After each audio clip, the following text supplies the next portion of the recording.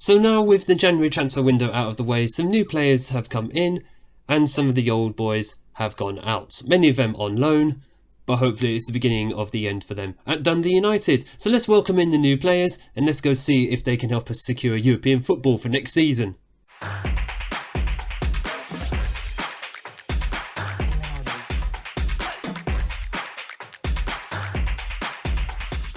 Hello and welcome back to Unemployed to Legend episode 8 Club 2 with Dundee United. My name is Craig and coming up in today's video we have one match away at Livingston in the Premiership, as well as going through all of the transfers that have happened in January. This is the delayed episode 8, which should have been yesterday. I apologise it didn't come out. It's been a hectic weekend that I've just had, but thankfully we are back to it now. We're back with Dundee United. So let's go meet some of the new boys that have come in. But I think it's important first to say goodbye to a few players who, quite frankly, I've been trying to get rid of for a little while. So first up at the door was Timmy Odesina in a transfer to Birmingham that was arranged a few months before. I haven't obviously gone over this before because he was still with us and just in case he had to play for us again. But overall, yeah, he played about, 3-4 games for us since the summer. He was bought in originally by the previous manager for $230,000. We sold him for a paltry £5,000. That's exactly how much he was effectively worth. We tried to squeeze as much as we could out of Birmingham. They just weren't budging, and I just wanted him off the books. So goodbye, Timmy Odesina. You've done the best you could for us, but it was time to just move on from you. And we have replaced him, and we'll come to that in just a few moments. In a surprising development as well, Tom Wooster, who only arrived in the summer from Manchester United. I think it was Manchester United he arrived from. Yes, it was. We signed him for $275,000, sold him for an immediate profit $750,000 to Rangers. And considering he's only just gone, so maybe he'll play for them, maybe he won't. But regardless, he was already going down to the reserves. In fact, I can already see he's in the Rangers under-21s. Fantastic. He's just moved from one reserve team to the other.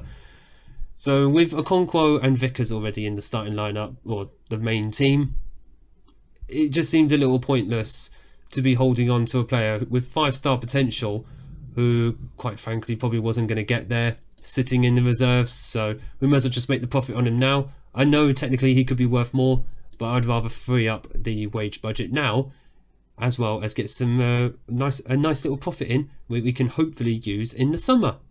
Other than that, we've had a few other players who have gone out on loan. I think they're just behind my head. David White, a young goalkeeper from our youth team. Taylor Gardner-Hickman, one of our right backs. He's finally gone out on loan to St Mirren. And Stephen Bradley, probably one I didn't think was going to go out on loan, but considering he's fallen behind a few players, the likes of Banjaki, Poku, and Edwards as well, he wasn't going to get as much game time, so we've shoved him out on loan to Hearts. So those last two went on loan to fellow Scottish Premiership teams. So if they do come back in the summer and we can't get rid of them, at least we know they're kind of Scottish Premiership worthy, which is absolutely fine. But we have brought in a few players to try and replace them as well.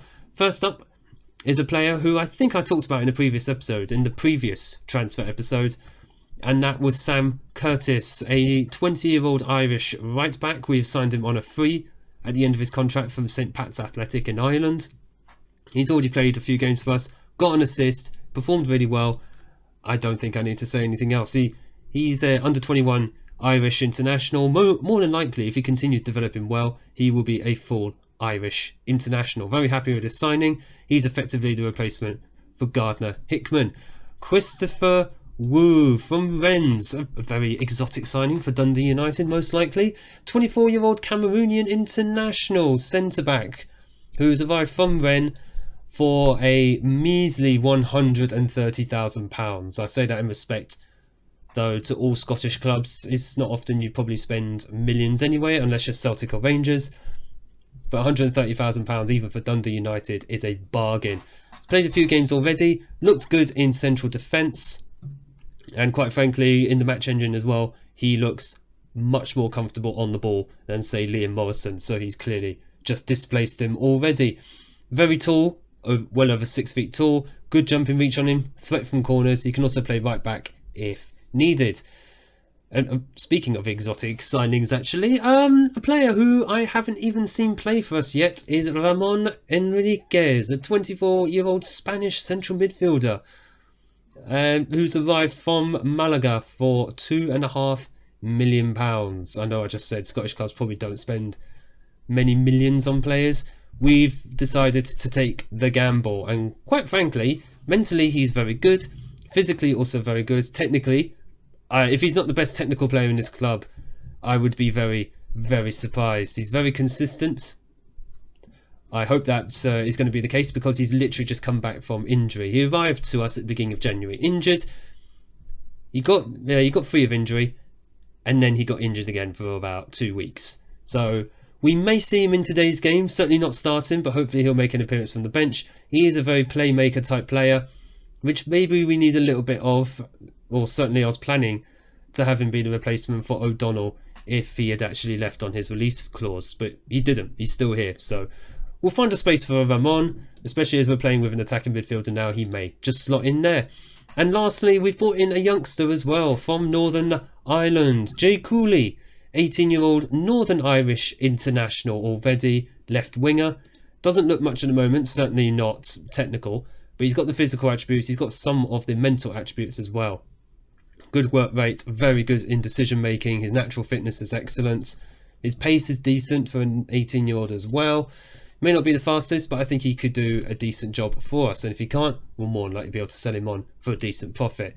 Bought him in from Crusaders in the Northern Irish Premiership for £145,000. He's instantly worth more than that as well. We have loan listed him. Whether he goes on loan or just plays for us remains to be seen. I'm just keeping my options open at the moment. But he is a player for the future. He's already a decent Premiership player, to be honest. He just needs to be more consistent, but he's 18. He just needs the game time. He's already had nearly 100 league games. Ignore that. But these are the signings and the players that we have let go as well throughout January. And hopefully, from what I've seen so far, it seems to have strengthened the squad a little bit at least. Minus the fact that we haven't seen Ramon Enriquez yet. But since you were last with me, that last game against Celtic, which felt like everything that went wrong. Everything that could go wrong went wrong.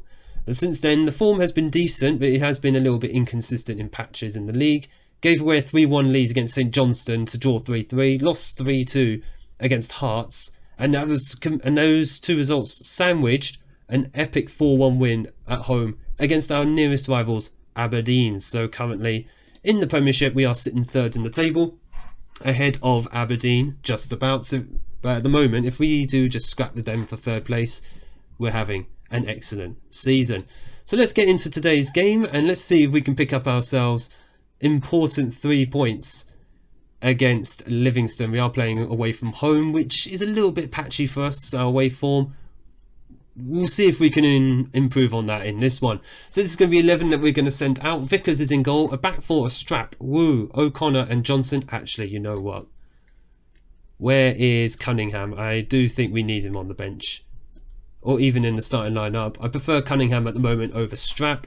He appears to be in better form compared to Lewis Strap at the moment. So away from home, we'll keep the defence solid as much as possible. Wintle and O'Donnell are the base in midfield with Stewart on the left wing, Poku on the right wing, Glass in attacking midfield, and Kenny back from injury, along with Poku by the way, up front. Kenny came back in the Scottish Cup 4th round and immediately made an impact. He came on at half time for Jamari Clark, and within 1 minute 15 seconds instantly scored.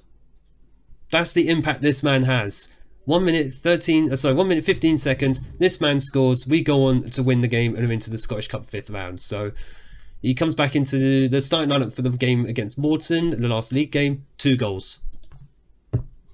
I mean, I know Jamari Clark scored a hatful of goals since he was gone. He actually scored 2 hat-tricks back-to-back straight after that Celtic defeats in the cup final. But he's just infuriating me. He does straight offside way too much, whereas Johnny Kenny can actually beat the offside trap sometimes. It's also infuriating watching him. I just wonder if that's something in the match engine, which quite frankly annoys me, but we just have to live with it as much as we can. But Johnny Kenny does make the difference going forward. I absolutely love him for it.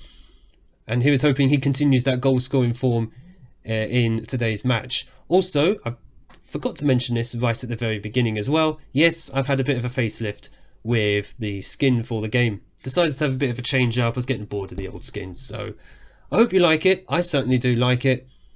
It's certainly a lot more colourful to me, so it's kind of pleasing. It's what's the word? Aesthetically pleasing. So it'll stick around hopefully for the foreseeable future. Johnson on the right hand side just about keeps the ball. Hopefully he can just pass the ball in. But I think he got taken down there. It looks like a soft penalty, but we've given away enough soft penalties ourselves that quite frankly I'll happily take one. Come on, ref, do the honours. Yes, it is a penalty, and it is going to be Johnny Kenny, the man himself, stepping up in 3 minutes, puts one in the back of the net, and it is 1-0, his 24th goal of the season. And that's with him missing a month of action. Thankfully, put this one away. We have missed a few penalties this season, you've seen on camera. That's mostly, I think, Ross Stewart. I think he's one who's a little bit guilty of doing that. And Christopher Wu, sorry, hang on. Was that Wu or was that Poku who gave the ball away? I can't click on him. I'm going to assume that was Poku because he stayed forward. And Wu would have been back in central defence, I hope, because that's exactly what he is.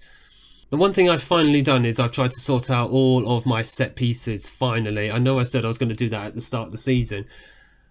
But I'll be honest, I got lazy with the defending set pieces options, which I never really knew how to set them up, but I finally managed to look up ways of trying to get all of them set up, and that shot, so that header just hit the bar, but I think it was offside. But hopefully, me setting up all the set pieces now means not only will we concede less goals, hopefully, but hopefully we'll be able to score a lot more goals. As a result, let's keep it up for the second half, boys. Let's keep them looking absolutely chuffed. I love that on the screen. Absolutely chuffed. Yes. Yes, they're clearly happy about that. I do want them to score more goals, though. I do want Dundee United, as in our players at our club, to actually start taking their chances a bit more often, as Christopher Wu is looking a lot more tired. He is going to come off. We've got a game in a few days as well, so I would like him to be available for that. Don't want him to be too knackered as he gets used to being in this squad. Poku is just not fast enough there, as we have unfortunately just given the ball away, and that was a very stupid goal to concede. Why do I feel like I know that name from somewhere? Kyle Joseph. I feel like I know that name from somewhere. Has he been at a former club of mine? I'm not convinced by Poku at on the right wing, especially considering he's not exactly the fastest player going. So you know what, we are going to swap him out for Banjiki. He's going to come off. Mikey Johnston is going to come on, and Chris Wu is also going to come off. Robbie Cundy is going to come on at centre back. He's had a lot more game time, has Cundy, and he looks decent. He looks like a decent little backup option, which hopefully he'll be able to accept. We'll see how that goes. As this was not part of the script here today, as Livingston, I don't know what's going on here, why our defence are so static. They just seem to be taken apart everywhere, as them being tired is probably a good reason. So Johnson is going to come off for... Have I got no right backs? Yep, Sam Curtis. Sam Curtis is finally going to come on. And I'm a bit disappointed that we are going to draw this game. Look at the chances that we've had. And again, it's just the story of our season. We dominate the games. Nearly 2 on the XG, but we can't put the chances away. I honestly don't know what to do about them taking their chances. I've done everything in training. I've sorted out the set pieces. Is there something that I'm missing? Because it's a little bit puzzling at this point. It has also cost us a position to Aberdeen, which is annoying. Super sub Joseph rescues Livingston. Oh, go away. Right, hopefully we can get that sorted out. We'll hopefully be able to score a lot more goals going forwards. And hopefully secure ourselves European football. We've got about 8-9 games until the league actually splits. So we will see where we are come the league split. Otherwise, unless anything interesting happens, we'll be back towards the end of the season. If you have enjoyed this episode, make sure that you hit the like button down below and smash the big red subscribe button. Apologies again for no video yesterday. We are now back, and we will be back again with another video tomorrow as well, if you're watching this on the day it's come out.